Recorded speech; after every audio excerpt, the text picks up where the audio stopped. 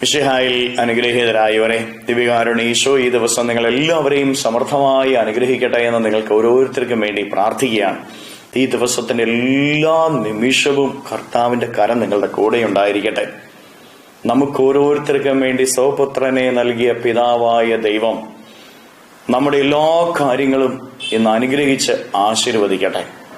പ്രിയപ്പെട്ടവർ, വിശുദ്ധ യോഹന്നാന്റെ സുവിശേഷത്തിന്റെ 4-ാമത്തെ അധ്യായത്തിന്റെ 12 മുതലുള്ള തിരുവചന ഭാഗങ്ങളിൽ നമ്മൾ വായിച്ച് ധ്യാനിക്കുന്നത് ഈശോനാഥൻ ഗലീലി പ്രദേശത്തേക്ക് കടന്നു ചെന്നിട്ട് മാനസാന്തരപ്പെടുവിനെന്ന് പറയുക. അന്ധകാരത്തിൽ കഴിഞ്ഞിരുന്ന ജനങ്ങളുടെ അരികിലേക്കാണ് ഈശോ കടന്നു ചെന്നിട്ട് മാനസാന്തരത്തിന്റെ സുവിശേഷം പ്രഘോഷിക്കുന്നത്. മാനസാന്തരത്തിന്റെ ഒരു ജീവിതം നമുക്ക് ഓരോരുത്തർക്കും ഉണ്ടാകണം.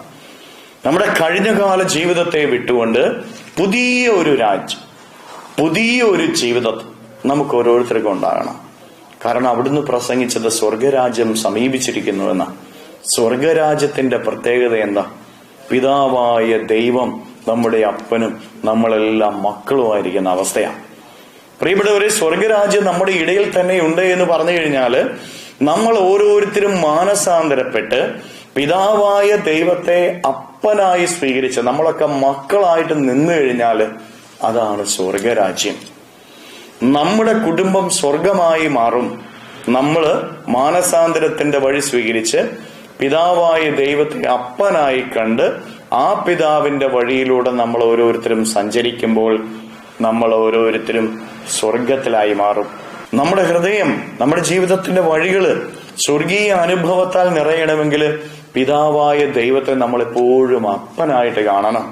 നമ്മൾ ഓരോരുത്തരും മക്കളായിട്ട് നിൽക്കണം. പ്രിയപ്പെട്ട ദൈവമക്കളെ, നമുക്ക് ഓരോരുത്തർക്കും മാനസാന്തരത്തിന്റെ ജീവിതം നയിക്കാം.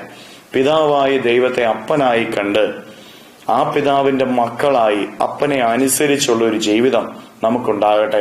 അത് കൃപയുടെ ജീവിതമാണ്. ഈ ദിവസം പിതാവായ ദൈവത്തെ അനുസരിച്ച് ജീവിക്കുവാൻ നമുക്ക് സാധിക്കട്ടെ. കരങ്ങളെ യാചനയോടെ പിടിച്ച് നമ്മുടെ ജീവിതത്തെയും നമ്മുടെ ജീവിതത്തിന്റെ ഓരോ കാര്യങ്ങളെയും ഈശോയ്ക്ക് സമർപ്പിച്ചുകൊണ്ട് നമുക്ക് സ്തുതിക്കാം. ഹല്ലേലൂയ. ഈശോയെ നന്ദി. Hallelujah, hallelujah, hallelujah, hallelujah, hallelujah, hallelujah. കർത്താവായ ഈശോയെ മക്കളെ ഓരോരുത്തരെയും സമർപ്പിക്കുന്നവരെ ഓരോരുത്തരെയും അനുഗ്രഹിക്കുകയും ആശീർവദിക്കുകയും ചെയ്യണമേ. ഇവരുടെ ജീവിതങ്ങളിലേക്ക്, ഇവരുടെ അധ്വാനങ്ങളിലേക്ക്, ഇവരുടെ വഴികളിലേക്ക് അങ്ങ് ഇറങ്ങിച്ചെന്ന് ഇവരെ സഹായിക്കണമേ, സംരക്ഷിക്കണമേ, പരിപാലിക്കണമേ. ആപത്തുകളും അപകടങ്ങളും ഇവരുടെ ജീവിതത്തിൽ നിന്ന് ഒഴിവാകട്ടെ. ഈ ദിവസത്തിലെ എല്ലാ അധ്വാനങ്ങളും അങ്ങ് കൃപയാക്കി മാറ്റണമേ, അനുഗ്രഹമാക്കി മാറ്റണമേ. Hallelujah, hallelujah, hallelujah. നിത്യം പിതാവും പുത്രനും പരിശുദ്ധാത്മാവുമായ സർവേശ്വരായ എന്നേക്കും ആമേൻ.